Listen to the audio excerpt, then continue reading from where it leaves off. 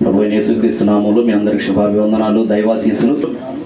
మరి రక్షణ పొందిన మనం సరే, వాళ్ళ సంగతి అట్టుంచు, వాళ్ళకి అందించాల్సిన సందేశం దేవుడు అందిస్తాడు. ఓకే, రక్షణ పొందాం కదా మనం. రక్షణ పొందక మునుపు ఎన్నో సమస్యలు, ఎన్నో బాధలు. కొంతమంది బాధల్లో బాప్తిసం పొందుతారు, కొంతమంది రోగాల్లో బాప్తిసం పొందుతారు. బాధలు కానీ రోగాలు కానీ వస్తే కానీ వాడు బాప్తిసం పొందరు. చూడండి, ఇప్పుడు కొంతమంది ఏమో ఈజీగానే, అసలు ఏ కష్టం లేదు, ఏ బాధలు లేకుండానే ఇంకో దేవుని మాట వాళ్ళకి మన హృదయం తెరవబడినట్లుగా తెరవబడి బాప్తిజానికి వస్తారు. కొంతమంది అట్ట కాదు, ఎంత చెప్తున్నా బాప్తిజం పొందరు. ఎన్నిసార్లు దేవుడు మాట్లాడుతున్నా బాప్తిజం పొందరు. ఒక చర్చిలోనట ఎవరు జఫనీ శాస్త్రి గారు చెప్పారు. ఒక చర్చిలో ఒక పెద్ద ఆవిడ ఉందట. చిన్నగా కూర్చో. ఓ పెద్ద ఆవిడ ఉందట. ఆవిడ్ని అడిగాడట, అమ్మా తల్లి బాప్తిజం పొందావా అంటే, మామూలుగా ముందుగా ఎన్నాళ్ళ నుంచి వస్తున్నావమ్మా నువ్వు అంటే, నేను చాలాగా వస్తున్నానండి, చర్చికి వస్తున్నానండి. మరి బాప్తిజం పొందావా అంటే, బాప్తిజం కోసం కనిపెట్టుకొని ఉన్నానండి. కనిపెట్టుకొని ఉన్నావా? మరి ఏమైనా వచ్చిందా అంటే, ఇంతటికి దేవుని మాట రాలేదండి. ఇక రాదు. అదేందయ్య గారు అంత మాట అన్నారు. నీకు ఒక్కదానికి ప్రత్యేకంగా కనపడి అమ్మా బాప్తిజం పొందమ్మా యువతడే. బైబిల్లో ఆల్రెడీ చెప్పబడింది ఆ మాట. నమ్మి బాప్తిజం పొందిన వాడు రక్షింపబడును, నమ్మని వానికి శిక్ష విధింపబడును ఆల్రెడీ చెప్తే ఇంకా నువ్వు ఏ మాట కోసం కనిపెట్టుకొని ఉండవు? బుద్ధిహీనంగా ఆల్రెడీ చెప్పేశాడు దేవుడు అందరికీ.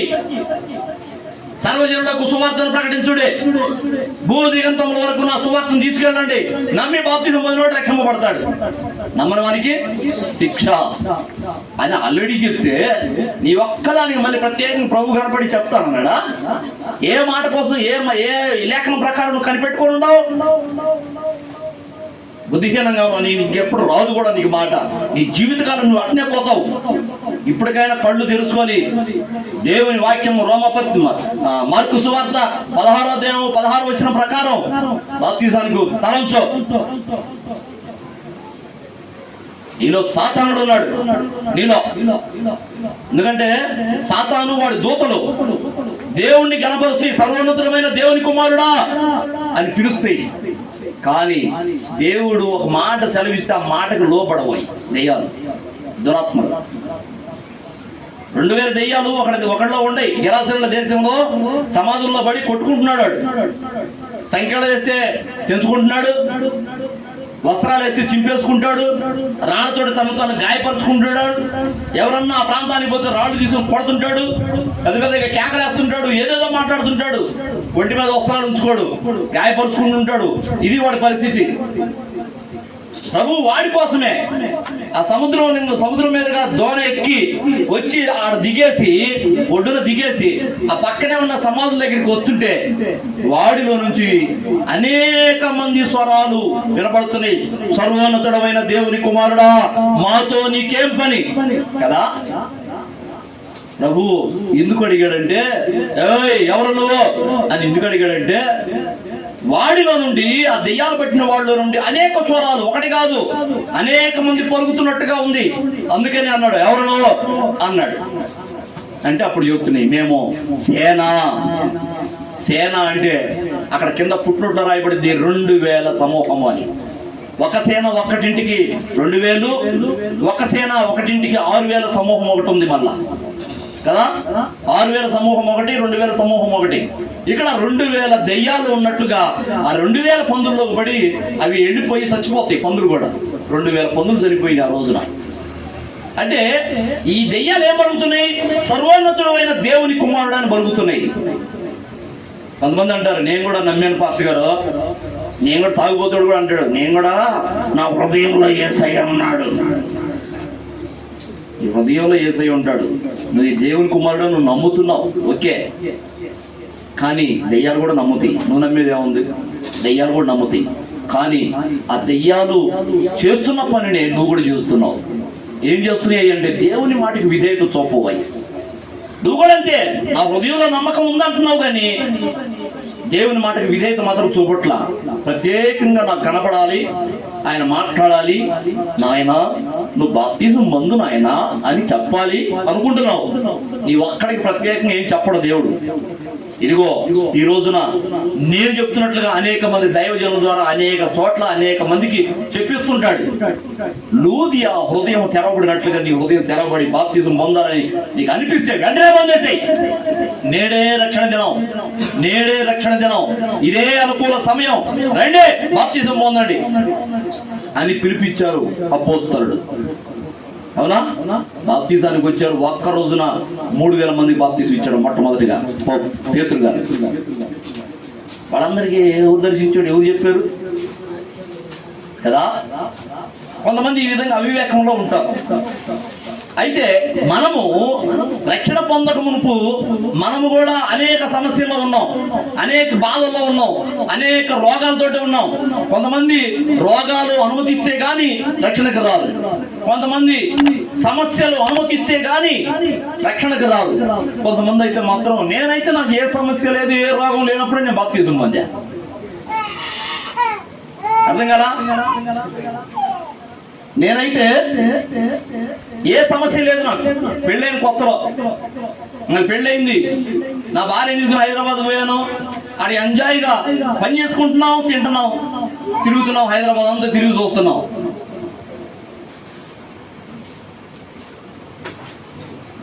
హైదరాబాద్ అంతా తిరిగి చూస్తున్నాం, ఎంజాయ్గా ఉన్నాం. ఆ సమయంలో దేవుని వాక్కు మాకు వచ్చింది, అంతే.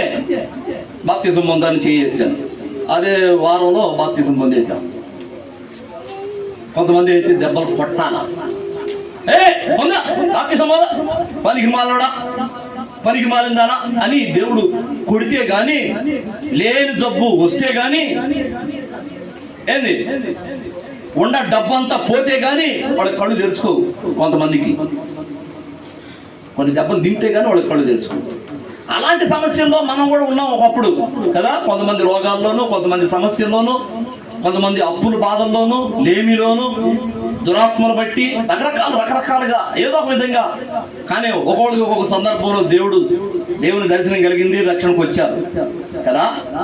అయితే ఈ రక్షణకు వచ్చిన తర్వాత మనిషి యొక్క ఆలోచన ఎట్లా ఉంటుందంటే, అమ్మయ్యా ఎట్లా రక్షణ పొందాను, బాప్తిజం పొందాను, ఇక నుంచి నాకు సమస్యలు ఉండవు, నాకు బాధలు ఉండవు, యేసయ్య ఉన్నాడుగా అనుకుంటుంటారు.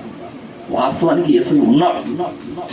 నీ బాధల్లో, కష్టాల్లో, నీ వేదనలో, నీ కన్నీళ్లలో యేసయ్య ఉన్నాడు. నిన్ను చూస్తుంటాడు, చూస్తూనే ఉంటాడని కాదు నేను చెప్తుంది. నేను చూస్తుంటాడు, ఆయన ఆదరిస్తుంటాడు, ఖచ్చితంగా నీకు జవాబిస్తాడు, నిన్ను ఒక ఒడ్డుకు చేరుస్తాడు.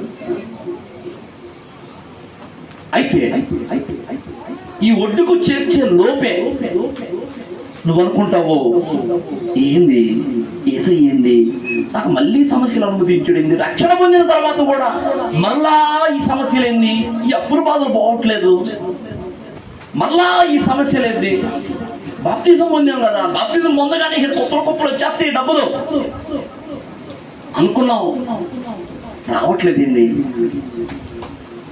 ఇంతకుముందు పని చేసుకుంటే కానీ గడవలా, మరి బాప్తిజం పొందిన తర్వాత అప్పుడు కూడా అట్లయినా ఉంది, పని చేసుకుంటేనే గడవాల్సి వస్తుంది. మరి ఇంక యేసయ్య ఏం చేశాడు అంటే, మన ఉద్దేశం ఏంటంటే, మనము ఈ సమస్యలు, ఈ బాధలు, ఈ లేమి, ఈ కష్టాలు ఇవన్నీ కాకుండా మనం ఘనపరచబడాలి అనుకుంటాం. మనం ఘనపరచబడాలి. అసలు బాప్తిజం పొందగానే అసలు ఎట్లా ఉండాలి, అబ్బా వాడు చూడు బాప్తిజం పొందారు, దేవుడు వాళ్ళని ఎట్లా ఆశీర్వదించాడు చూడు అని అనుకోవాలి. నన్ను చూసి ఆ విధంగా దేవుడు ఆశీర్వదించడు ఏంది, మనల్ని ఘనపరచడు ఏంది. బాప్తిజం పొంది నమ్మకంగా చర్చికి నడుస్తున్నప్పుడు కూడా అవమానాలేంది, నిందలేంది, ఈ దూషణ మాటలేంది, నాకు మా ఇళ్లలో వాళ్ళు నన్ను ఇట్లా అవమానపరుస్తారేంది, ఏంది ప్రభువా ఇది, అసలు ఏంది ఇది, అసలు ప్రభు ఉన్నాడా, నన్ను పట్టించుకుంటున్నాడా, ఎందుకని నేను అనుకున్నది జరగట్లేదు, నాకు ఘనత రావట్లేదు ఎందుకని అని మనం అనుకుంటుంటాం. మనల్ని గొప్పవాళ్ళని చేయట్లేదేంటి దేవుడు అనుకుంటుంటాం. దేవుని పిల్లరా, మీరు నిజంగా ఘనపరచబడాలని ఉందా? ఎంతమందికి ఉంది? నేను ఘనపరచబడాలి నిజంగా. ఆయన అన్నాడు, నన్ను ఘనపరచువారిని నేను ఘనపరుచును. ప్రభు అన్నాడు, నన్ను ఘనపరచువారిని నేను ఘనపరుచును కదా. మరి మనం ప్రభువుని ఘనపరుస్తున్నాంగా, ఆరాధిస్తున్నాంగా, చప్పట్లు కొడుతున్నాం, స్తోత్రాలు చెల్లిస్తున్నాం, పెద్ద పెద్దగా కేకలు వేస్తున్నాం, ప్రభువా స్తోత్రం అంటున్నాం, మంచిగా వాక్యం చదువుతున్నాం, ప్రార్థనలు చేస్తున్నాం, అరాకొర మంచి కార్యాలు చేస్తున్నాం. ఎప్పుడన్నా ఒకసారి తేడా పడ్డా కానీ అప్పుడప్పుడు జనం చూసినట్టుగా మంచి కార్యాలు చేస్తున్నాంగా. మరి ఎందుకని ఘనత రావట్లేదు అంటే, దేవుడు ఎందుకని ఘనపరచట్లేదు మనల్ని అంటే, నీకు ఘనత రావాలి. నిజంగా ఇప్పుడు ఎవరెవరు చేయొత్తారో, నాకు ఘనత రావాలి, నా సమాజంలో నేను కొద్దివాడిగా ఉన్నాను, నేను చిన్నవాడిగా ఉన్నాను, ఎన్నిక లేనివాడిగా ఉన్నాను, మరి నన్ను తీసేస్తున్నారు, ఆడెంత ఆఫ్టర్ అన్నట్టుగా ఉంది నా పరిస్థితి సమాజంలో. మా బంధువుల్లోనే నన్ను తీసేస్తున్నారు. ఆడి దగ్గర ఏముందిరా, ఆవిడ ప్రార్థన అని పోతుంటాడు, అయితే ఆడి దగ్గర ఏముంది అనుకుంటున్నారు అని ఒకవేళ బాధపడుతుంటే, దేవుడు నేను కనపరచాలి అని అనుకుంటే, ఆ సమాజంలో గొర్రెల కాపరిగా ఉన్న దావీదుని రాజుగా సింహాసనం మీద ఎలా కూర్చోబెట్టాడో అలాగూ నిన్ను కూడా దేవుడు నిన్ను కనపరచాలి అనుకుంటే, మొట్టమొదటిగా సామెతల గ్రంథానికి రండి. 15వ అధ్యాయం.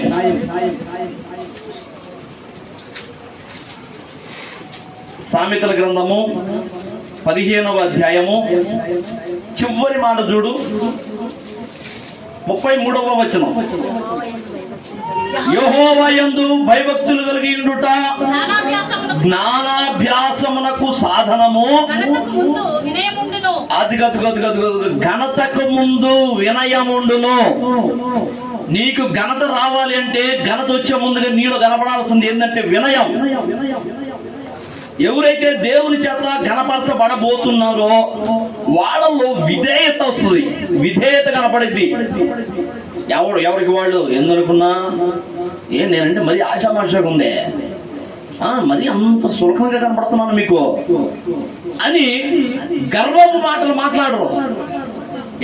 ఎవరైతే తనను తాను తగ్గించుకుంటారో దేవుడు వాళ్ళని ఘనపరచబోతున్నాడు.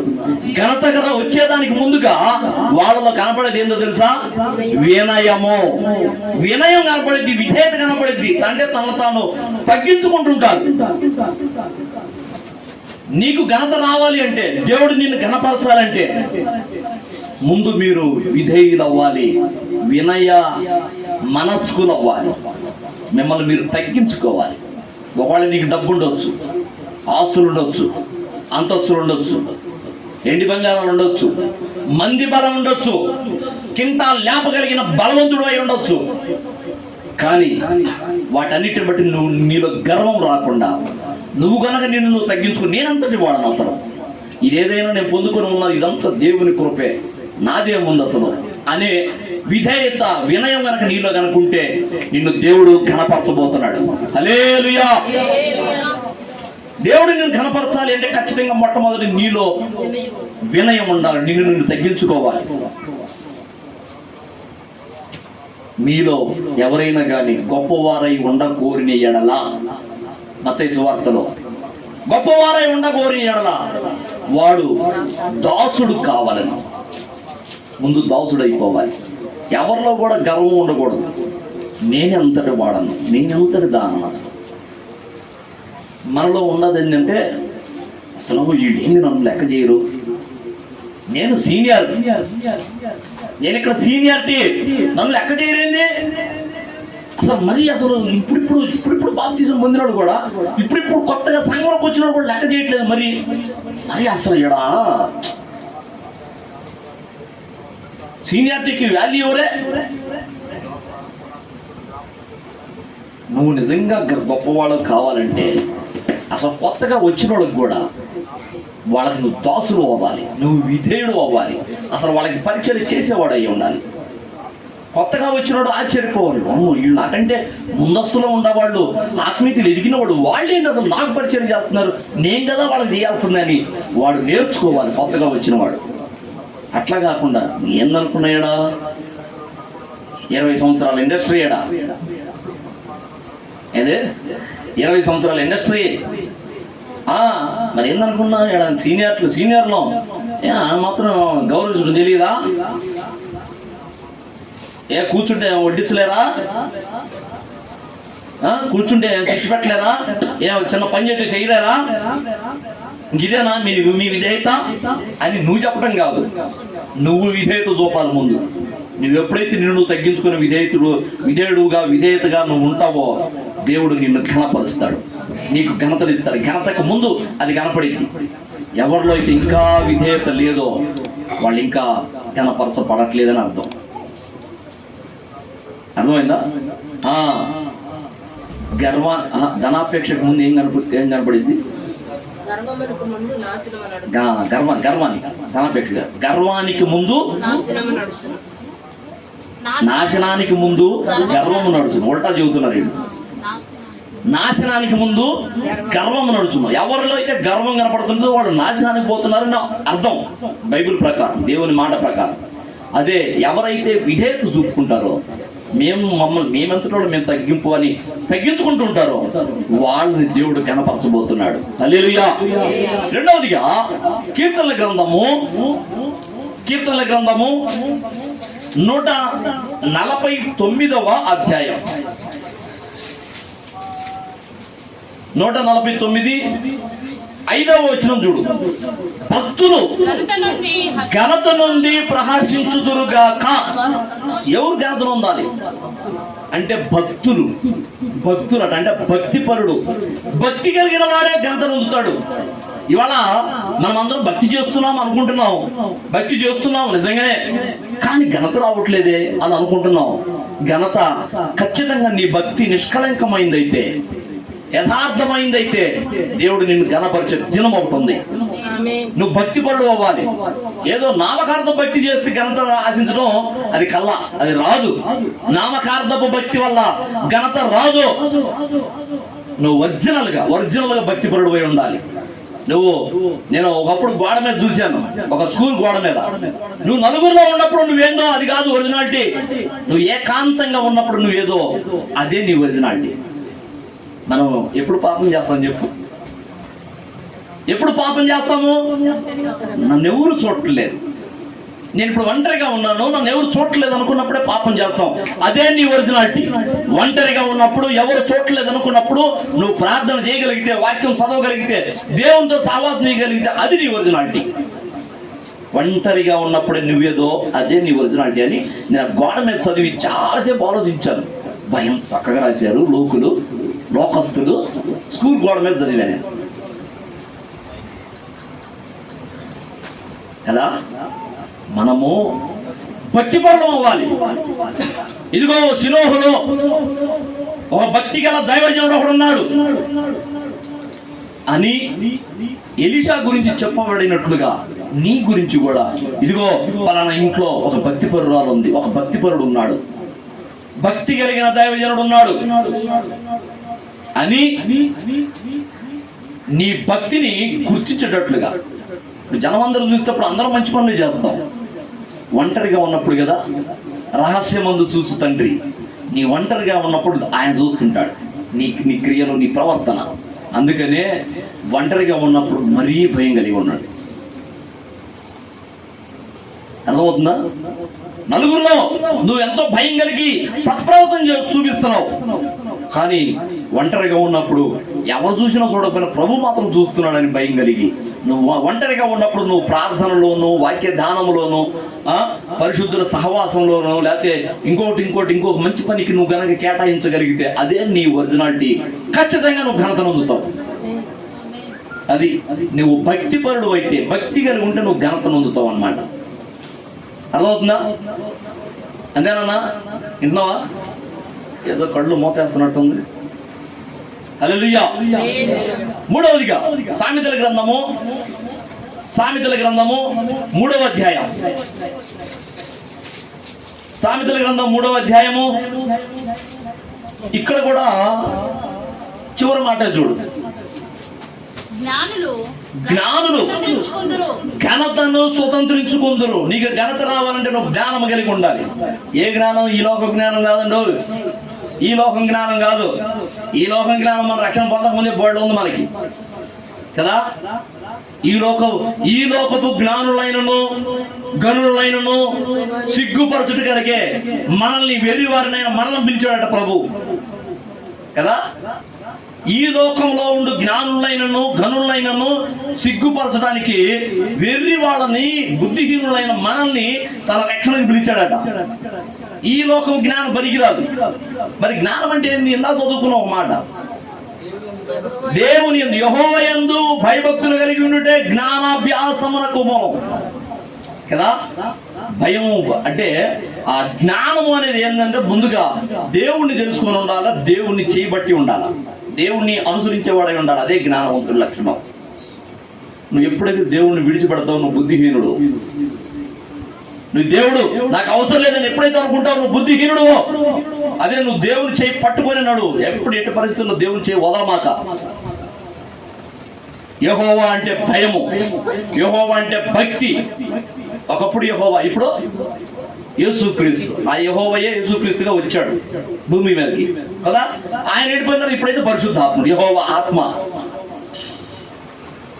యెహోవా అన్న యేసుక్రీస్తు అన్న ఒకటే. దాని గురించి మనం డౌట్ పడాలని పని లేదు. ఓకేనా? అయితే యెహోవా యందు భయభక్తులు కలిగి ఉండుటే జ్ఞానమునకు మూలము. సామెతల గ్రంథము 9వ అధ్యాయము 10వ వచనం కూడా అదే చెబుతుంది. మనము జ్ఞానం కలిగి ఉన్నటువంటి దేవునితో సహవాసం చేయగలిగితే మనం జ్ఞానవంతులమే. ఈ లోకపరంగా మనం వెరివాళ్ళం అయినా కానీ ఈ లోక విషయాలు ఏమి తెలియదు మనకి. ఈ లోక విషయంలో కనీసం ఆ 10th క్లాస్ చదివే స్టూడెంట్కి తెలిసినంత జ్ఞానం కూడా మనకు తెలియదు అనుకుందాం. పర్వాలేదు, పర్వాలేదు. కానీ నువ్వు దేవుని యందు భయభక్తులు అనుకుంటే మాత్రం నువ్వు జ్ఞానవంతుడి అని దేవుడు అంటున్నాడు. అలాగున జ్ఞానము ఎవరైతే సంపాదించుకుంటారో వాళ్ళు కనపరచబడతారు. హల్లెలూయా. దేవుని యందులో భయము భక్తి కలిగి ఉండటే జ్ఞానమునము. ఆ జ్ఞానం ఏమంటున్నాడు ఇక్కడ చివరి వచనము, జ్ఞానులు ఘనతను స్వతంత్రించుకుంటారు, అంటే పొందుకుంటారు. జ్ఞానం కలిగిన వాడు బుద్ధిహీనంగా దేవుణ్ణి విడిచిపెట్టి చీటికి మాటికి పాపం చేస్తూ దేవుని ఆత్మకు దూరం అయిపోతూ ఉండేవాడు ఏం ఘనతను పొందుతాడు? అవమానమే పొందుతాడు. నిజమే మరి ఆ మాట. అవమానపరచబడుతుంటాడు. అదే నువ్వు ఎప్పుడైతే దీనుడు అవుతావో, ఎప్పుడైతే దేశాన్ని పట్టుకుంటావో, ఏంది నీ అవమానతను, నీ నిందలను తొలగించి ఆయన నిన్ను ఘనపరచబోతున్నాడు. హల్లెలూయా, హల్లెలూయా. అలాగే మరలా 19వ అధ్యాయానికి రా. సామెతల గ్రంథము 19వ అధ్యాయము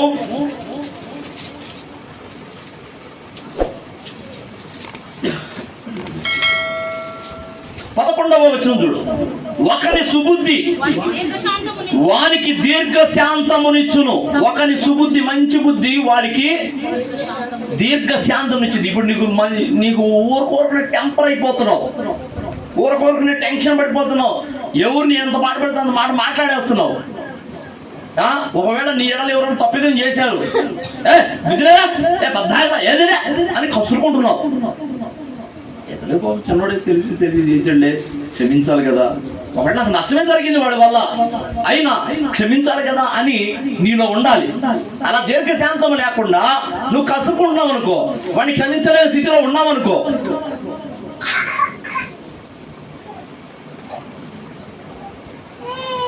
ఏమంటున్నాడు ఇక్కడ?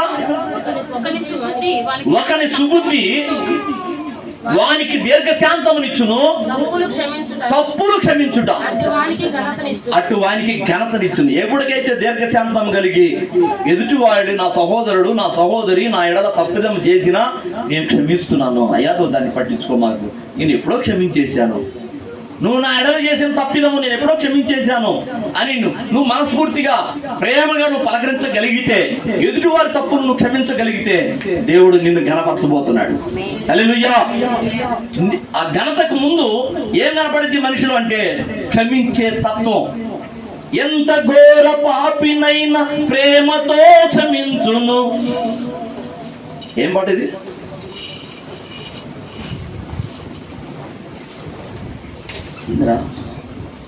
బాగా మన పాత పాట. సరే గుర్తురాట్లు తీసే. ఎంత ఘోర పాపినైనా యేసయ్య క్షమించాడా? మనందరూ మంచోడమయ్యి ఆయన ప్రాణం పెట్టాడా? ఒక్కళ్ళు చెప్పండి, నేను పుట్టిన దగ్గర నుండి నేను అసలు పాపమే చేయలేదు కాబట్టి నా కోసం యేసయ్య ప్రాణం పెట్టాడు అన్నవాడు ఒకటి చేయొద్దండి. పాపం ఎవరు చేయలేదా? ఎవరు ఏ పాపం చేయలేదా? చేసాం కదా.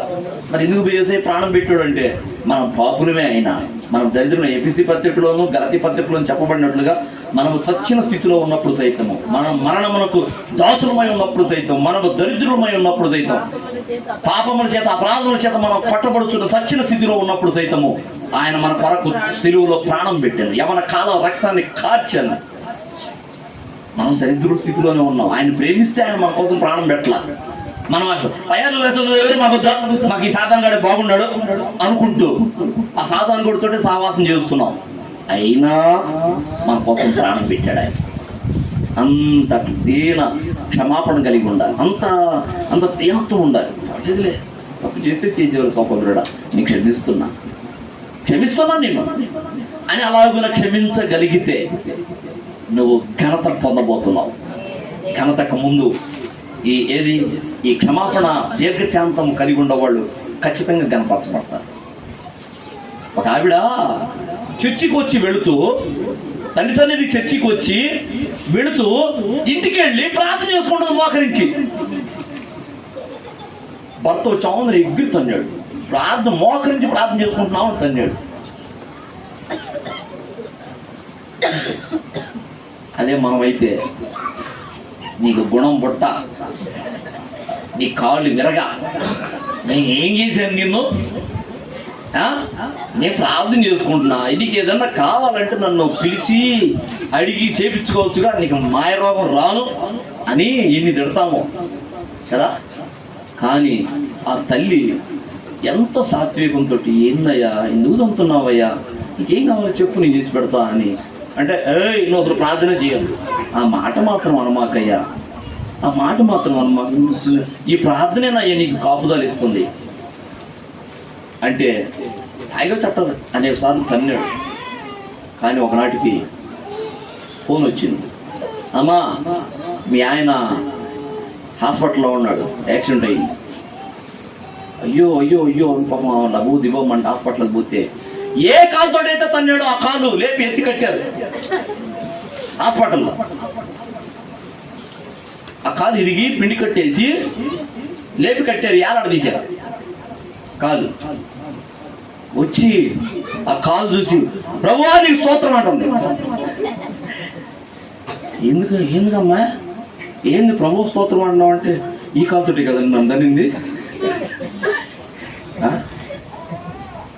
ఎందుకు వద్దంటే విన్నామండి, ఎన్నిసార్లు తిన్నామండి, దేవుడి కోపానికి గురిగా వద్దంటే చెప్పాను కదండి అంటే అప్పుడు ఆయన అంటే నిజమేనమ్మా, ఈ కాలుతోటి నీకు తన్నాను, ప్రార్థన చేసుకుంటుంటే మోకరించి ప్రార్థన చేసుకుంటుంటే ఈ కాలుతోటి తన్నాను నేను. దేవుడు నాకు బుద్ధి నేర్పాడమ్మా, నా కాలు విరిచేసాడమ్మా, ఈ కాలు బాగుపడిద్దో లేదో అంటే, ఏం కాదయ్యా కాలు దేవుడు బాగు చేస్తాడు, నువ్వు లేచి నడుస్తావు, నేను ప్రార్థన చేస్తాను ఉండు అని చెప్పేసి మరలా ఆ తల్లి అక్కడ మోకాళ్ళు వేసి హాస్పిటల్లో ప్రార్థన చేస్తాను. హల్లెలూయా. అలాగున నువ్వు దీర్ఘశాంతము కలిగి నువ్వు క్షమించగలిగితే ఖచ్చితంగా ఘనత పొందుతావు. ఇప్పుడు ఆ తల్లి ఇప్పుడు ఎంతమంది రక్షించిందో, ఎన్ని ఆత్మలుగా తల్లి అయిందో. హల్లెలూయా. అట్లా దీర్ఘశాంతం వహించాలి. భర్త ఏదని అనగానే, ఇంట్లో తల్లిదండ్రులు ఏదని అనగానే ఉక్రోషపడిపోవద్దు. నీ పట్ల ఎవరైనా ఏదన్నా అపకారం చేసినా, నీకు నష్టమే జరగనీగాక అయినా క్షమించాలి. బాగా అనిగిందిలే అనిగిందిలే అనుకోకూడదు. అర్థం కదా? అర్థమవుతుందా లేదా? క్షమించే తత్వం నీలో ఉంటే నువ్వు కనపరచబడతావు. తర్వాత కీర్తనల గ్రంథము 112వ అధ్యాయం 112వ అధ్యాయం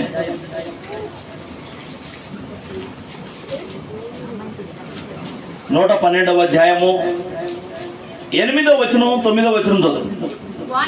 వాని మనసు స్థిరముగానుండును, తన శత్రువుల విషయమైన తన కోరిక నెరవేరు వరకు వాడు భయపడడు.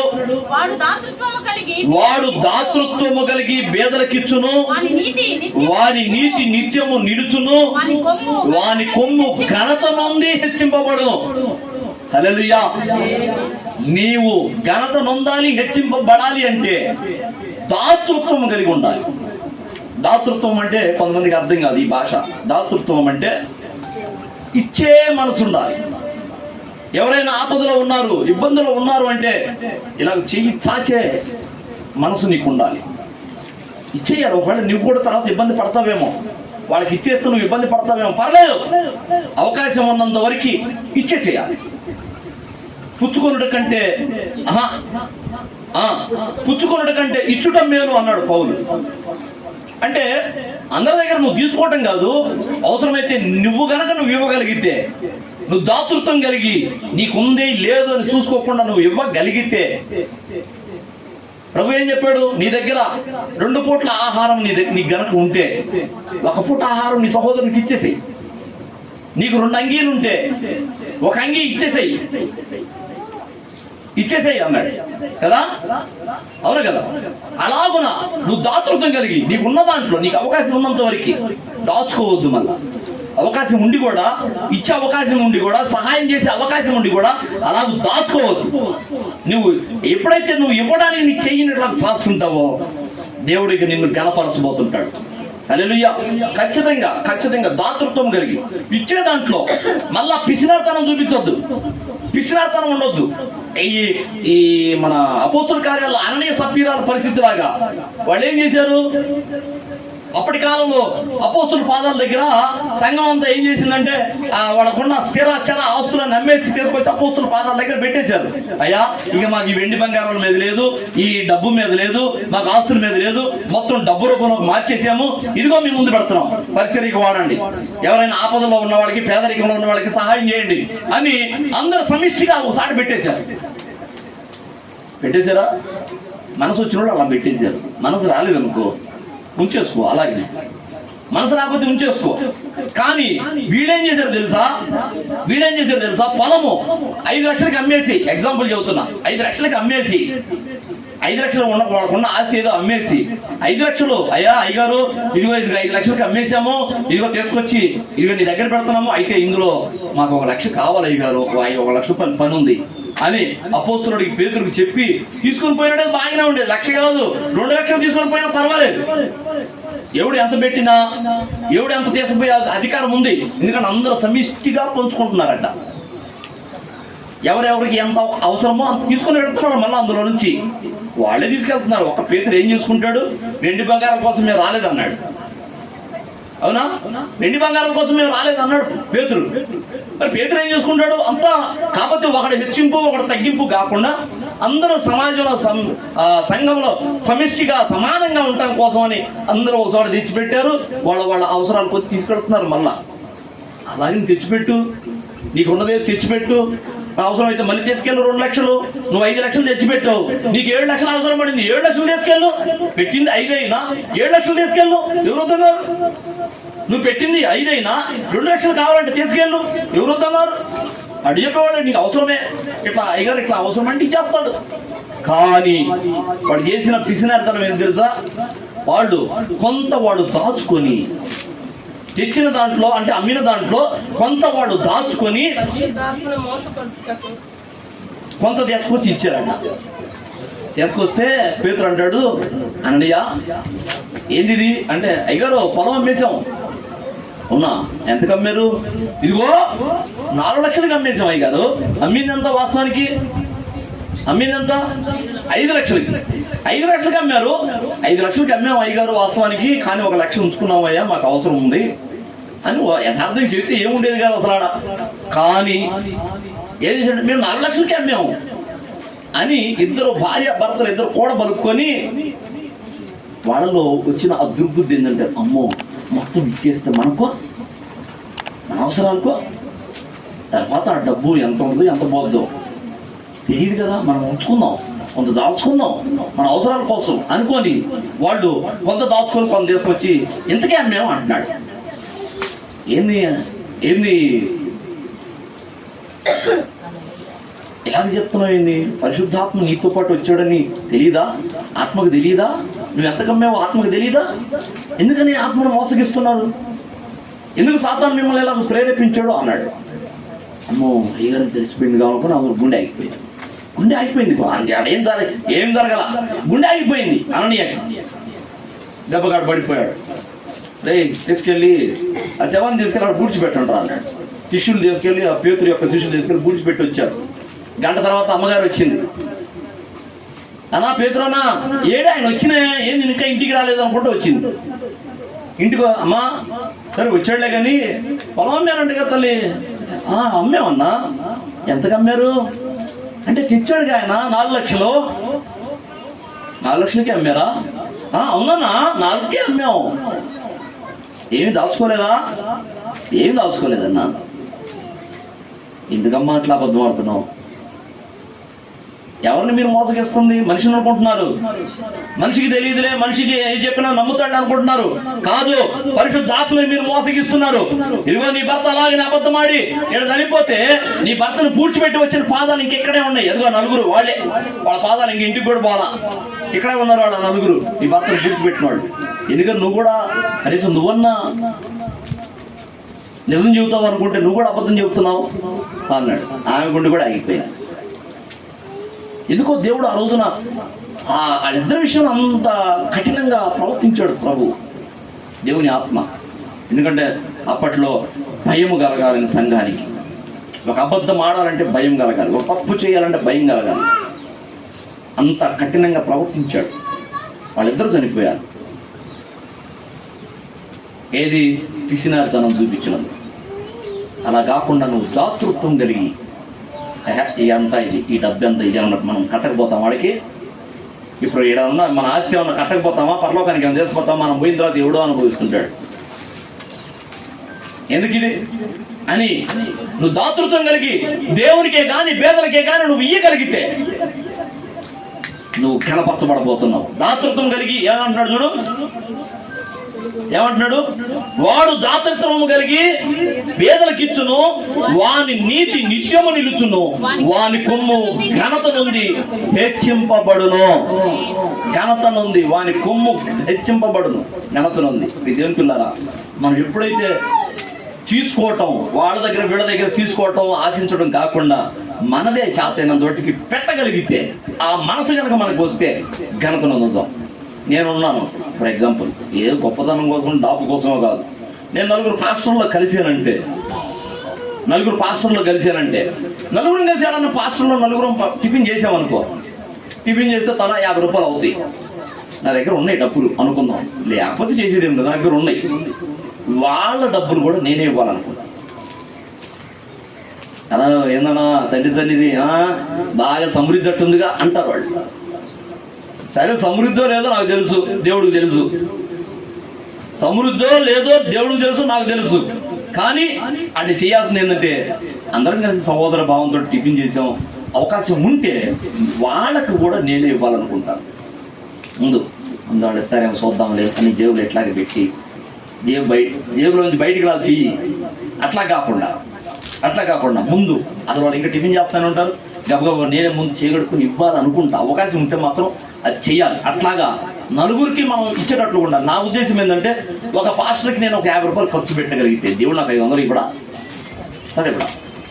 నా సహోదరునికి నేను ఒక 50 రూపాయలు ఖర్చు పెట్టగలిగితే నా దేవుడు నాకు 10 రెట్లన్నీ కూడా ఇస్తాడు. అది నా ఉద్దేశం.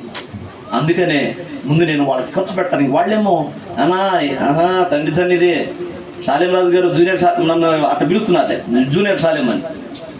జూనియర్ శాలేం రాజు గారు బాగా సమృద్ధి అట్టుందిగా అంటారు. సమృద్ధో లేమో నాకు తెలుసు, నా కుటుంబ పరిస్థితి నాకు తెలుసు, దేవుడికి తెలుసు. కానీ నేను ఎలా ఉంటాను నలుగురిలో? దేవుని ద్వారా ఘనత పొందుకోవాలంటే దాతృత్వం కలిగే ఉండాలి.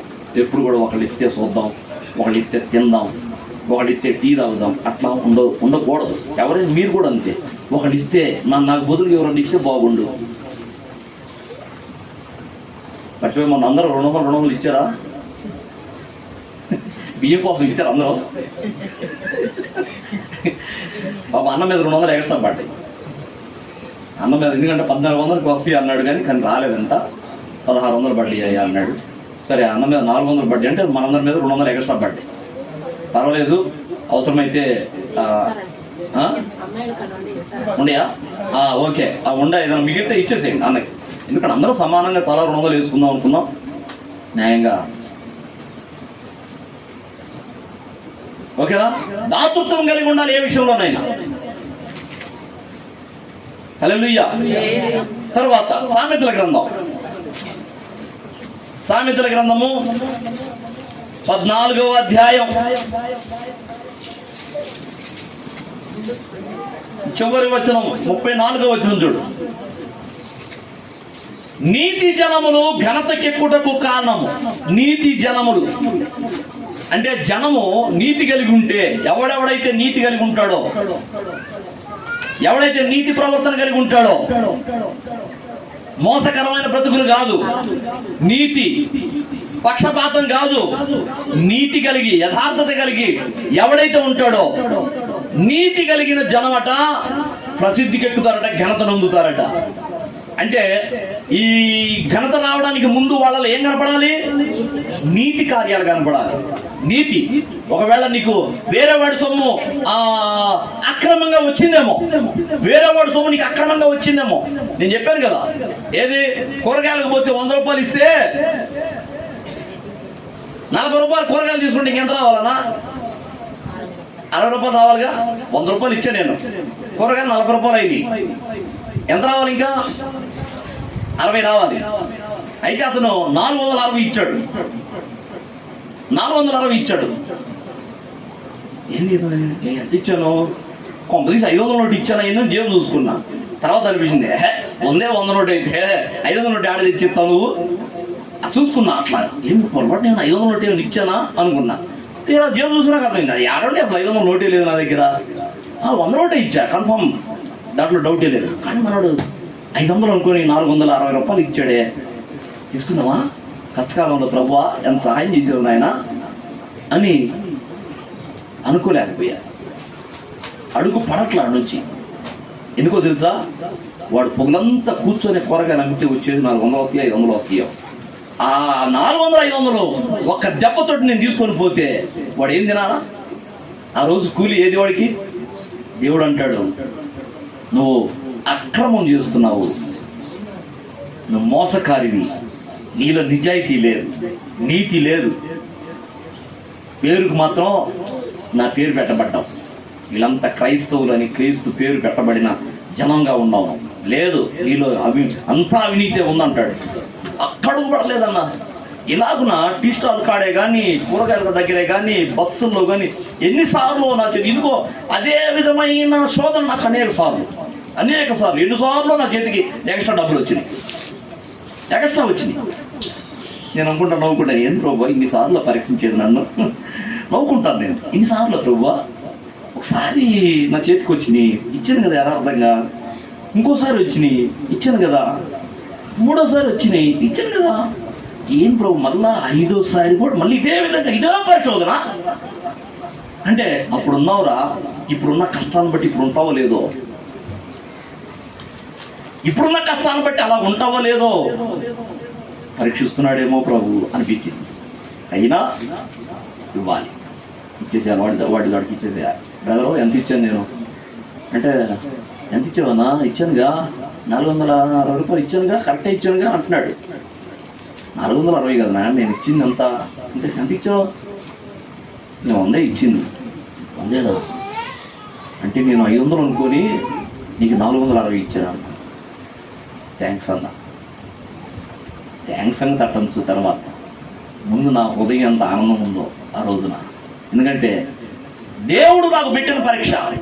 సాతానుడు ఎంత శోధించాడో ఆ పరీక్ష పెట్టడానికి. ఇదిగో నీ బిడ్డని పరిశోధిద్దామని సాతానుడు ఎంత శోధించాడో ప్రభువుని. అప్పుడు ఆ పరీక్షకు అనుమతి ఇచ్చాడు ప్రభు కదా. ఈ పరీక్షలో నేను ప్రభువుని గెలిపించాను. ఇలాగున అనేక సార్లు టీ స్టాళ్ళ దగ్గర, కూరగాయల దగ్గర, బస్సుల్లో ప్రయాణాలు చేసేటప్పుడు, టికెట్లప్పుడు ఎన్నిసార్లు ఇట్లా అనేక సార్లు నేను నవ్వు వచ్చింది. అట్లా చేతికి డబ్బులు ఎక్కువ రాని నవ్వు వచ్చింది నాకు. ఏంటో మళ్ళీ ఇదే పరీక్ష అనుకుంటా. అని ఏదైనా కానీ ఇప్పుడు కూడా తీసుకొని రావడానికి సాహసం చేయను. అడుగు పడదు, భయం ముందు. అడుగు పడిందంటే రే అక్రమం నీది కాదు. అది అట్లా పొరపాటు పడ్డాడు, తేడా పడ్డాడు, ఆడు సొమ్మడికి ఇచ్చేసి ఆడికి ఇస్తే ఇంకా ఆడ ఎంత నమ్మకం కలుగుతారు కదా. మనకు అవసరమైతే బ్రదరు డబ్బులు లేవయా, ఆ కూరగాయలు 100 రూపాయలకి ఇవ్వన్నా కూడా ఇస్తాడు. ఎందుకంటే 400 రూపాయలు ఎక్స్ట్రా వచ్చేనే వెనక్కి ఇచ్చిన బ్రదరు 100 రూపాయలు అప్పిస్తే ఇవ్వడా అనే నమ్మకం ఉంటుంది వాడికి. అవును కదా. ఒకవేళ బస్సు కండక్టర్ కనుక పరీక్షించినట్టుగా పరీక్షిస్తే ఇతను మంచిగా దైవవాక్యం తెగ చెబుతున్నాడు కానీ ఇతను కూడా పరీక్షిద్దామని బస్ కండక్టర్ కనుక రోజు బస్సులో పోయేవాడు సువార్త చెబుతా పోతా ఉంటే కండక్టర్ పరీక్ష పెట్టాడు కదా. ఆ పరీక్షలో పాపం అతను కూడా కూర్చొని గంట సేపు బస్సులో కూర్చొని దిగేటప్పుడు రిటర్న్ ఇచ్చాడంట. రిటర్న్ ఇస్తే ఇదిగో కండక్టర్ గారు డబ్బులు ఎక్స్ట్రా ఇచ్చారండి, మర్చిపోయి తేడా పడ్డారు మీరు అని ఆ ఎక్స్ట్రా డబ్బులు ఇస్తే తేడా కాదు, నీ మోకం కాదు, కావాలని ఇచ్చా అన్నాడు. అంటే ఇతను రోజు బస్సులో వచ్చేటప్పుడు పోయేటప్పుడు అందరికి సువార్త చెబుతున్నాడు, నీతి మాటలు చెబుతున్నాడు బస్సులో కూర్చొని. ఇతని ప్రవర్తన ఇతనికి ఎక్స్ట్రా డబ్బులు ఇస్తే ఎట్లుంటుందో చూద్దామని కండక్టర్ పరీక్షించాడు కదా. కానీ చివరిలో ఎట్టో ఇచ్చేసాడు. మళ్ళీ తన నీతిని చాటుకున్నాడు. ఒకవేళ అతను దిగి వెళ్ళిపోతే తెల్లారి బస్సు ఎక్కినాక చెప్పేవాడు కదా. చాలేవయా, ఓ తెగ నోరు మూసుకొని కూర్చా, ఏం తెగ నీతి మాటలు చెబుతున్నాడు. నిన్న నీకు ఎంత ఇచ్చాను నేను? 100 రూపాయలు ఎక్స్ట్రా ఇచ్చా. నెలకొండ దొంగలాగా పోయావు కడితే ఓరు మాటలు చెప్పడం కాదు, నోరు మూసుకొని కూర్చో. ఇక బస్సులో నోరు తెరిచే కుక్కుతో అవుతున్నా అనేవాడు. అన్నాడా? అలాగనే కూరగాయలు కూడా ఒకటి నాకు పరీక్ష పెడితే ఆ సమయంలో నేను ఆ డబ్బులు తీసుకొని పోతే రెండోసారి పోతే అసలు ఒకటిసారి కూడా రానిడాము. అంటే ఒకటి నిజంగానే తేడా పడితే నేను డబ్బులు తీసుకొని పోతే అతను తెలియదు. కానీ అతను పరీక్ష పెడితే ఎక్స్ట్రా ఇచ్చి అప్పిస్తాడు. అసలు ఇవ్వడు. దేవుని మహిమ ఏంటంటే మనము ఎలా ఉండాలి? నీతి ప్రవర్తన కలిగి నీతిగా మనం ఉండగలిగితే దేవుడు ఖచ్చితంగా కనపరుస్తాడు. తర్వాత మరొక మాట, సామెతల గ్రంథము 13వ అధ్యాయము. చాలా వరకు ఈ సామెతల గ్రంథం, కీర్తన గ్రంథంలోనే అనేక పాఠాలు మనకి చెప్పబడతాయి. సామెతల గ్రంథము 13వ అధ్యాయము 18వ వచనం.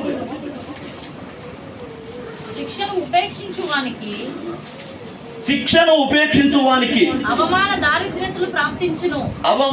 దారిద్ర్యతలు ప్రాప్తించును. శిక్షను ఉపేక్షించటం అంటే శిక్షను ఎవడైనా ఒకడు ఎదురున్న వ్యక్తి నిన్ను గద్దిస్తున్నాడు, నిన్ను గదువుతున్నాడు,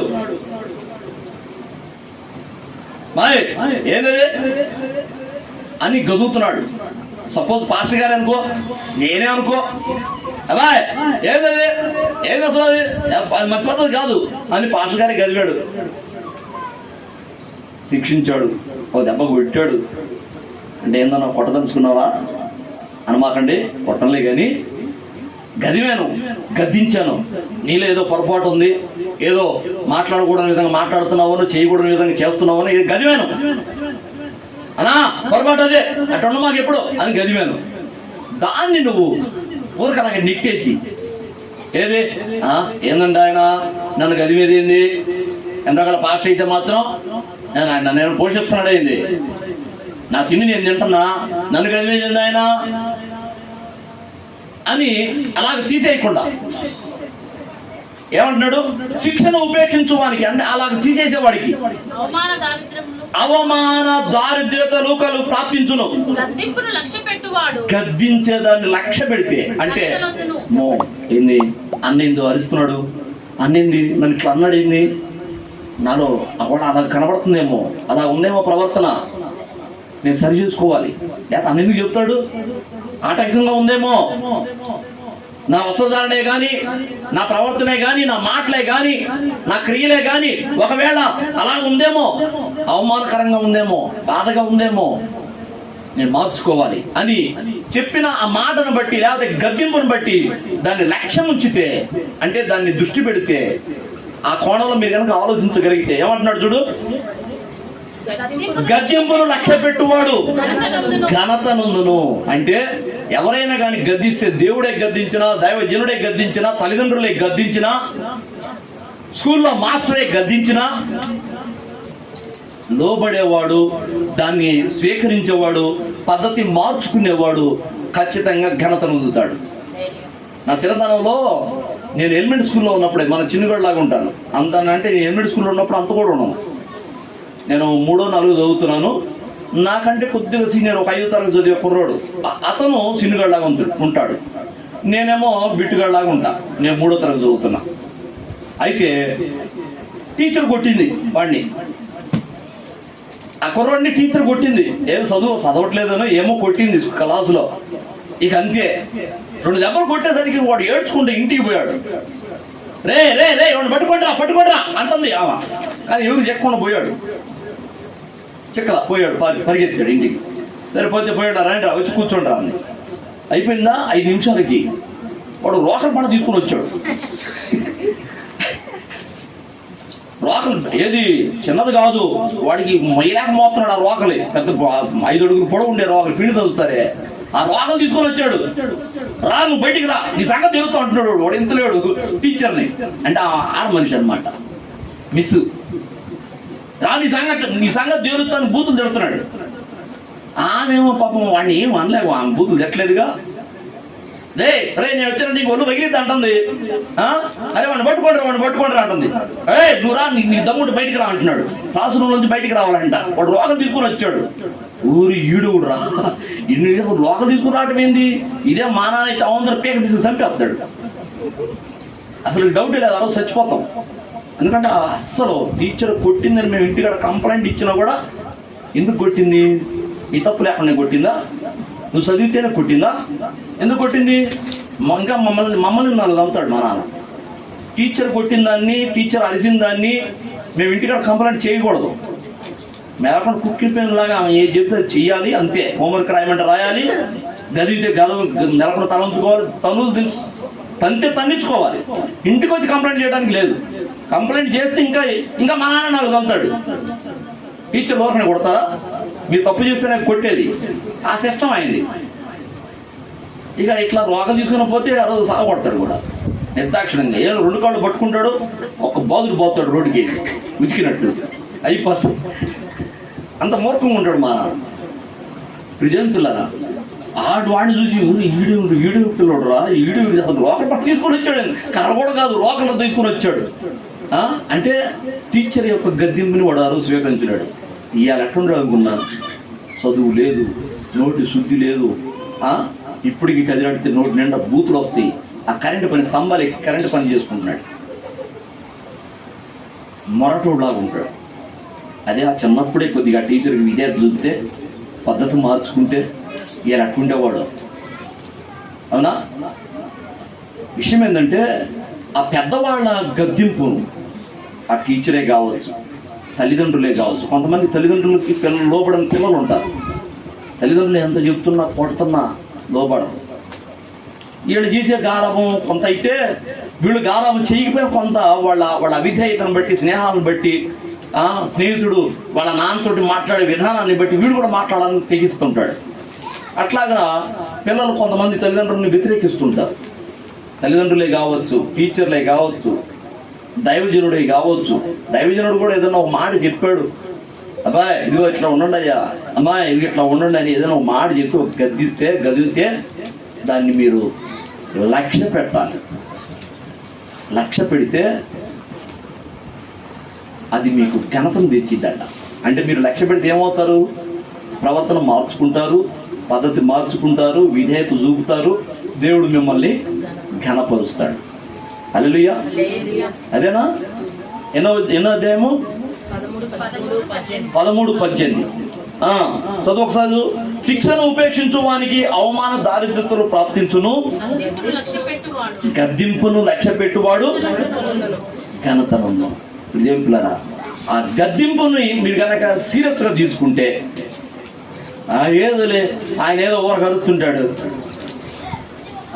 ఆయన చెప్పినవన్నీ మనం మార్చుకుంటా పోతే ఇంకా అసలు మనమంటే ఏం ఉండవు. ఆయన చెప్పిన దాంట్లో మనం మార్చుకుంటూ పోతే ఇక మనమంటే ఏం ఉండదు ఆడ. ఇంకంతా ఆయన అనుకున్నట్టుగానే ఉంటాం. అనుకున్నావు అనుకో, నువ్వు ఇంకా దరిద్రతలోనే ఉంటావు. అదే సీరియస్గా తీసుకుంటే, దేవుడు ఎందుకని ఇలాగ మాట్లాడుతున్నాడు, దావీదుడు ఎందుకు ఇలాగ మాట్లాడుతున్నాడు, మా పేరెంట్స్ మా తల్లిదండ్రులు ఎందుకని ఇట్లా చెబుతున్నారు, మా టీచర్ గారు ఎందుకని ఇట్లా గదువుతుంది, ఇలా గనక మనం ఆ పెద్దవాళ్ళ గద్దింపును, ఆ శిక్షను మనం కనుక సీరియస్గా తీసుకుని లక్ష్య పెట్టామా, ఖచ్చితంగా ఘనవంతులు అవుతాం, ఘనపరుస్తాడు దేవుడు. హల్లెలూయా. ఇప్పుడు ఎన్ని వచ్చినాయి చెప్పండి మొత్తం? మొట్టమొదటిది ఏంటిది? వినయం చూపటం. వినయము అంటే విధేయత చూపిన వాడు ఘనత నొందుతాడు. భక్తి కలిగిన వాడు, దేవుడు అంటే భయము భక్తి కలిగిన వాడు ఖచ్చితంగా ఘనత నొందుతాడు. ఇవాళ శ్రమలు పడుతున్నాం అనుకోవచ్చు, కానీ ఒకనాటికి మనం హెచ్చించబడతాం, ఘనత నొందుతాం ఖచ్చితంగా. నేను ఈ ఊరికి వచ్చేటప్పుడు నాకు కూడా లోపల భయం ఉంది, ప్రభు బొమ్మన్నాడు, కానీ ఇక్కడ ఎవరున్నారు నాకు ఇక్కడ ఒంటరి జీవితం, అందులో డబ్బులు లేకుండా వచ్చా. వాస్తవానికి మేము ఇంటికాడ అప్పులు, ఫైనాన్సులు, అన్ని సమస్యలన్నీ తీసేసుకొని కంప్లీట్ చేసుకొని వచ్చాం. ఆ శాసనమ్మది ఒక్కటి అప్పు తప్ప మిగతా ఫైనాన్సులు కూడా రద్దు చేసేసి వాళ్ళు లాస్ట్లో ఇస్తామన్నారు. మాకు ఇంకొద్దన్నా, మాకు అవసరం లేదు, మేము ఊరు వెళ్ళిపోతున్నాం అంటే ఆ ఫైనాన్సులు ఆశ్చర్యపోయారు. ఊరు వెళ్ళిపోవటం ఏంది, ఆడకపోతున్నారు అంటే, ఇట్లా మేము దర్శికి వెళ్తున్నాం. ఎందుకు, మీకు జాబు లేదు కదా, ట్రాన్స్ఫర్లు ఏం రావు కదా, మీరు ఎందుకు పోతున్నారంటే, దేవుని పని విషయమై పరిచయ విషయమై వెళుతున్నాం అన్న. ఇట్లా కూడా పోతారా మీరు అన్నారు వాళ్ళు. వెళ్తున్నాం, యథార్థంగా అప్పు ఇచ్చేసాం, మళ్ళీ డబ్బులు వాళ్ళని మేము రద్దు చేస్తే, లోను రద్దు చేస్తే వాళ్ళు అనుకుంటాం మళ్ళీ తీసుకుంటారేమో అనక ఇంకా ఎక్కువ కావాలేమో అనుకున్నారు. అప్పుడు 20,000 ఫైనాన్స్ నడుస్తుంది, వారానికి ఇంత కట్టాలని. అది రద్దు చేసేసాం, అయిపోయింది. ఇక వస్తున్నాం, తీరా డబ్బులు ఫుల్ టైట్ అయిపోయింది. సరే ఏదేమైంది లేదు, ఛార్జీలకి ఎట్టగొట్ట బాడీకి మాట్లాడుకుని పోవడానికే కదా అనుకున్నాం. సరే అన్నకాడికి వెళ్ళి, అన్న మరి మేమంతా రెడీ అన్నా, పెట్టేబెడ సర్దేశాం, ఇక ఆటోలు మాట్లాడుకోవటమే లేటు, మేము బయలుదేరుతాం అన్న, చిన్న ప్రార్థన చేయాలన్నా అని ఫ్యామిలీ మేము పోయాం. అన్నకాడికి పోయాం, ప్రార్థన చేశాడు మంచిగా. ఆయన ఏడ్చి ప్రార్థన చేశాడు, నీ బిడ్డలు రవ్వ దూరం వెళుతున్నారు, ముఖం తెలియని ప్రజలు జనంలోనికి వెళుతున్నారు, నీ మాట చొప్పున ఇదిగో నీ పరిచయం చేయాలని వెళుతున్నారు ప్రభువా, నీ బిడ్డలను దీవించయ్యా అని అన్న కన్నీటితో ప్రార్థన చేసి కౌగులించుకొని మమ్మల్ని పంపించాడు.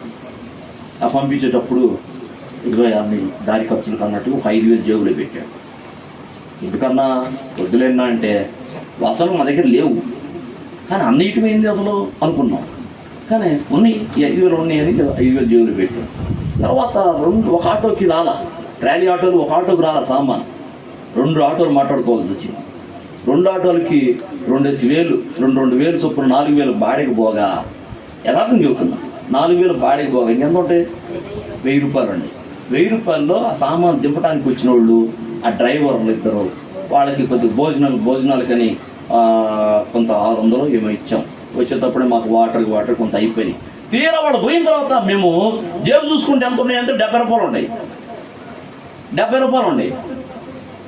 రూపాయలతోటి ఈ ఊళ్ళో మరలా కాపురం మొదలు పెట్టాం. ఎట్లా చేయాలి, నువ్వు ఉన్నావు, నువ్వు పంపించావు, వచ్చాం, నువ్వు ఏం చేస్తావు మాకు తెలియదు, నువ్వే పోషించాలి. ప్రార్థన చేసుకుంటా ఉన్నాం. 2 రోజుల పాటు సామాను సర్దుకోవటమే సరిపోతుంది నాకు. ఏది ఎక్కడ పెట్టాలా, అరమర్ల సాలక సామాను సర్దుకోవడం సరిపోయింది. సరే ఏమేమో నా జేబులో డబ్బులు లేవు అనే సంగతి తెలియక మొత్తం ఏదో లిస్టు అది ఇచ్చింది. ఏమంటే ఇగో ఇది తీసుకురా సరుకులు తీసుకురా అని లిస్టు అది ఇచ్చింది. లిస్టు అది ఇస్తే చూసుకుని నవ్వుకున్నా, డబ్బులు లేవమ్మా నా దగ్గర, నువ్వు నా కాడ ఉండే అనుకుంటున్నావేమో, మొత్తం అయిపోయినాయి, బాడీలకి ఇచ్చాను, వాళ్ళ వచ్చిన వాళ్ళకి అన్నం తినిపోమ్మని.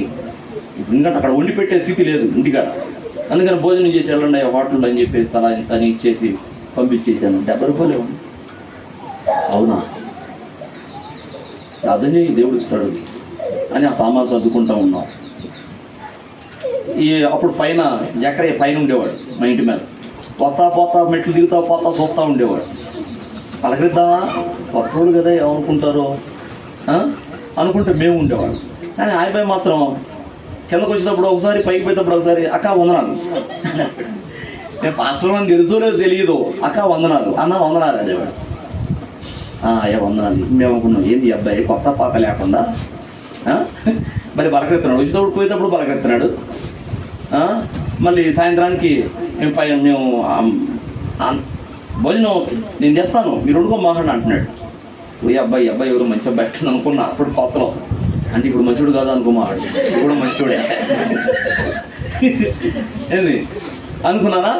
సో ఏమైంది రెండో రోజు కల్లా అసలు నిజంగా ఆ జకరయ్య ఇదిగో మా పాస్టర్ గారు ఇదిగో కొన్ని సరుకులు అని చెప్పి సరుకులు తెచ్చి ఇచ్చాడు. ఆ సరుకులు ఒక్కొక్కటి తెచ్చి ఏమో లిస్టులో ఏమి ఇచ్చిందో అవన్నీ ఉండేవి. నిజంగా నాకు మా కళ్ళం నీళ్ళు తిరిగినాయి ఆ రోజు. ఎందుకంటే డబ్బులు లేవు, ఎందుకని ఆ బిడ్డను అలా ప్రేరేపించాడో తెలియదు. ఉన్న వాసన జకరయ్య కూడా ఎక్కడో ఉన్నాడు. యథార్థంగా తలపేట మీద ఉన్నది ఒప్పుకుంటున్నా. ఏంది ఏమో సరుకులు ఏమేమి ఇదిగో ఈ లేవు అని నాకు కదా ఇచ్చింది, ఆ అబ్బాయికి ఇలేదుగా అని దేవుడు ఖచ్చితంగా ఆ అబ్బాయికి మాకు ఏదైతే అవసరం అవన్నీ అంతవట్టికే మళ్ళీ అవన్నీ మస్తంగా సరుకులు కట్టించి పాస్టర్ గారు ఈ సరుకులు కూరగాయల సరుకులు ఇవి వాడుకోండి అనిపించిపోయాడు. మా దగ్గర డబ్బులు లేవని మేము చెప్పామా, పరిచయం కూడా లేదు. నాకే పలకరించాలంటే కొత్త అబ్బాయి కదా అన్నట్టుగా ఉంది. ఆ అబ్బాయి మాత్రం బాగానే పలకరిస్తున్నాడు. నిజంగా ఆ సరుకులన్నీ ఇప్పి చూసుకొని ప్రభువా ఎంత నమ్మదగిన వాడు అయ్యా నువ్వు,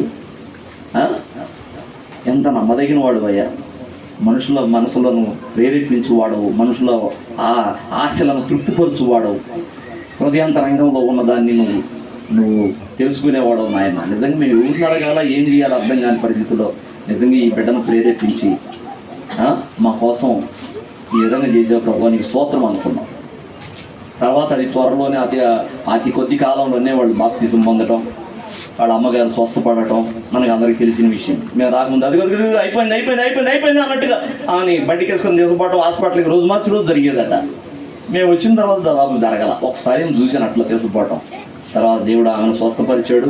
ఆ చిన్న పిల్లలు తిరిగినట్టుగా పైకి కిందకి రోజుకు 30-40 సార్లు పైకి కిందకి తిరిగేది మెట్లు. మాకే ఎట తిరుగుతుంది ముసలామా ఇన్నిసార్లు పైకి కిందకి మెట్లు ఎట తిరుగుతుంది ఎట్ట ఎక్కుతుంది అనిపించింది. కానీ అంత శక్తిని ఇచ్చాడు, మంచి ఆరోగ్యం ఇచ్చాడు దేవుడు. వారి పట్ల ఎన్నో అద్భుత కార్యాలు చేశాడు కదా. ఇంతకీ ఎక్కడి నుంచి వచ్చాము ఇటు?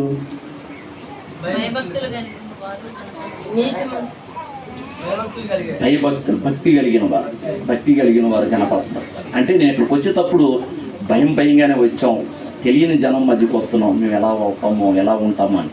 కానీ దేవుడు మమ్మల్ని ఘనపరుస్తూనే ఉన్నాడు మేము చేసిన భక్తిని బట్టి. హల్లెలూయా.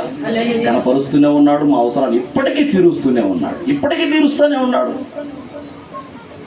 మీరు 10లైని 20లైని 50లైని 100లైని వాటిని దేవుడు మాకు వేలుగా చూస్తున్నాడు. ఎట్లా వస్తున్నాయో మరి నెలకు కట్టుబడులు ఎంత అనుకుంటున్నారు? దగ్గర 30,000 రూపాయలు కట్టుబడి.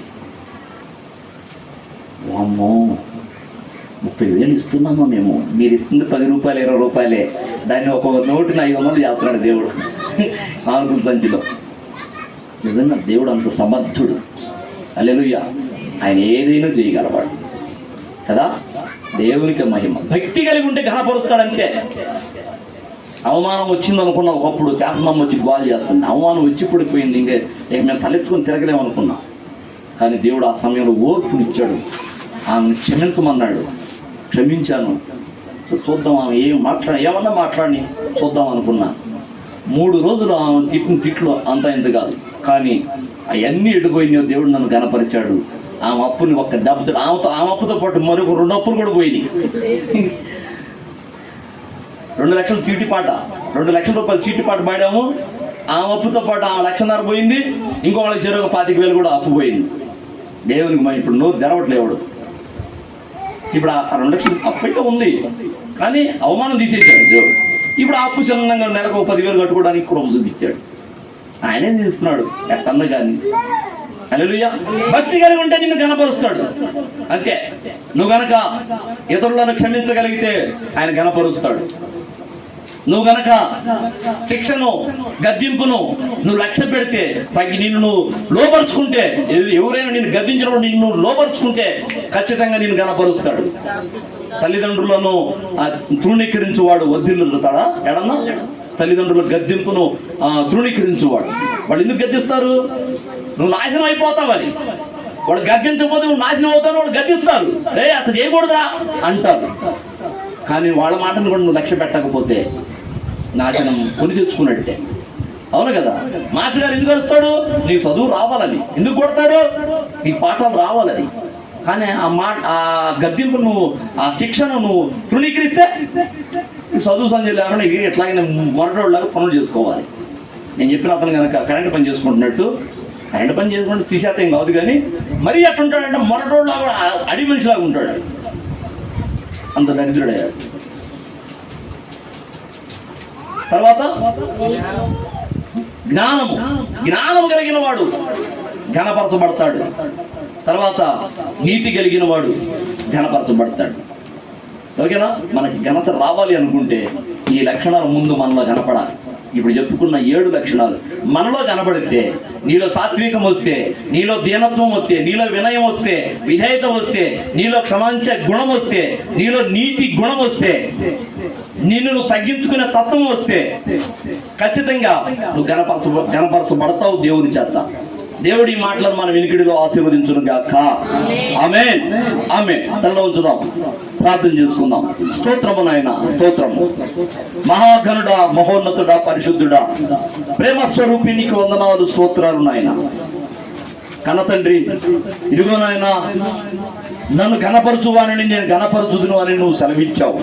ఇదిగో మేము నిన్ను ఘనపరిచిన కొలది మమ్మల్ని ఘనపరుస్తావయ్యా. ఇదిగో మమ్మల్ని ఇట్లాగే ఎత్తిపట్టేవాడు నువ్వు. ఇదిగో ఇదిగో నా జనము అని నువ్వు మమ్మల్ని ఎత్తి చూయించేవాడు. కొండ మీద ఉండి పట్టణం మరుగై ఉండలేరదు అన్నట్లుగా ఇదిగో నాయన మమ్మల్ని అందరినీ అనేకులకు కనపరిచేవాడు. ఇదిగో చిలకలూరుపేటలో ఇదిగో నీ దైవజనుడు, ఇదిగో దైవజనుడు సాలెమన్నని బట్టి ప్రభువా, ఇదిగో మేము నాయన నిజంగా నిన్ను సూచిస్తున్నాం, మహింపరుస్తున్నాం అయ్యా. అయ్యా, ఆ బిడ్డను నువ్వు ఎత్తిపెట్టావు నాయన. ఇదిగో ఆ బిడ్డని ఘనపరిచావు. ఆ రోజున ఇదిగో నాయన తనను తాను తగ్గించుకొని నీ వశంలో నీ పాదాల చెంత దీనుడై వినమ్రుడై అలాగున నీకు లోపరుచుకున్నాడు. కాబట్టి ఈ రోజు నువ్వు ఘనపరిచావు నాయన. నీ ఘనత అంత గొప్పగా ఉంటది ప్రభువా. అయ్యా, నీకు వందనాలు, స్తోత్రాలు. ఇదిగో ఇక్కడ కూర్చున్న మేమందరం కూడా అయ్యా నీ దాసుని పోలి నడుచున్నట్లుగా ఇదిగో మేమందరం అన్ని విషయాల్లో, నీతి విషయంలోను అయ్యా, ఇదిగో గద్దింపు విషయంలోను, ఇదిగో జ్ఞానం విషయంలోను, వినయం చూపించే విషయంలోను, క్షమించే విషయంలోను ప్రభువా, ఇదిగో మేము దాతృత్వం చూపించే విషయంలో కూడా మేము ఇదిగో నాయన నీకు ఇష్టముగా ఉండాలి. నీ చేత ఘనత పొందే వరంగా మేము ఉండాలి నాయన. అలాగే నీ బిడ్డలందరినీ తయారు చేయి నాయన. అలాగే అందరినీ తీర్చిదిద్దు ప్రభువా. అందరు ఇప్పుడున్న ఒక్కొక్కళ్ళుగా ఘనత పొందాలి ప్రభువా. ఇదిగో నాయన మేమందరం కలిసి ఘనత పొందడం కాదు, అదిగో ఒక్కొక్కళ్ళే ఘనత పొందాలి ప్రభువా. అయ్యా, అందరు ఎవరికి వాళ్ళు వాళ్ళకి ఇచ్చిన సామర్థ్యం కొలది ఇదిగో నిన్ను మహింపరిచే వాళ్ళుగా, నీకు ఇష్టలుగా నడిచేవాళ్ళుగా అయ్యా, ఇదిగో అందరూ ఘనత పొందాలి ప్రభు. నీకే వందనాలు. ఇదిగో మమ్మల్ని బట్టి నువ్వు ఊరేగింపబడాలి నాయన. అయ్యా, నీకు వందనాలు, స్తోత్రాలు. ఎక్కడికి వెళ్ళినా మా నోట నీ మాట ఉండాలి, మా నోట నీ పాట ఉండాలి ప్రభువా. నిన్ను ఘనపరిచే వారంగా మేము ఉండాలి నాయన. నీకే వందనాలు, స్తోత్రాలు. ఇదిగో నా తండ్రి, ఇప్పుడు చెప్పబడిన నీ మాటలన్నీ నీ బిడ్డల హృదయాల్లో స్థిరపరచండి నాయన. అయ్యా, దుష్టుడు దొంగిలించుకొని పోకుండా వారి హృదయ పలకల చుట్టూ నీ అగ్ని ప్రాకారం ఉంచు. ఇదిగో నీ కృపలో జ్ఞాపకం చేసుకోండి. మేమందరము నాయన ఈ మాట చొప్పున నడిచి నూరంతరగా ఫలించడానికి కృప దయచేయి. మీకే స్తుతులు, స్తోత్రాలు చెల్లిస్తూ యేసు క్రీస్తు ఉన్నతమైన పరిశుద్ధమైన నామములోనే అడిగి వేడుకొని పొంది ఉన్నామని నమ్ముచున్నాము తండ్రి. ఆమేన్, ఆమేన్, ఆమేన్. మన తండ్రి అయిన దేవుని ప్రేమ, ఆయన ప్రియకుమారుడును మన రక్షకుడునైన యేసయ్య శాశ్వతమైన నిత్య కృప, పరిశుద్ధాత్మ దేవుని అన్యోన్యమైన సహవాసము, సహాయము, ఆదరణ, అభిషేకము మనకును సకల పరిశుద్ధులకును సదాకాలం తోడుగా ఉండి నడిపించును గాక. ఆమేన్, ఆమేన్. అందరికీ వందనాలు, దేవునికి స్తోత్రాలు. కొత్తగా వచ్చిన వాళ్ళని ప్రేమగా పలకరించండి.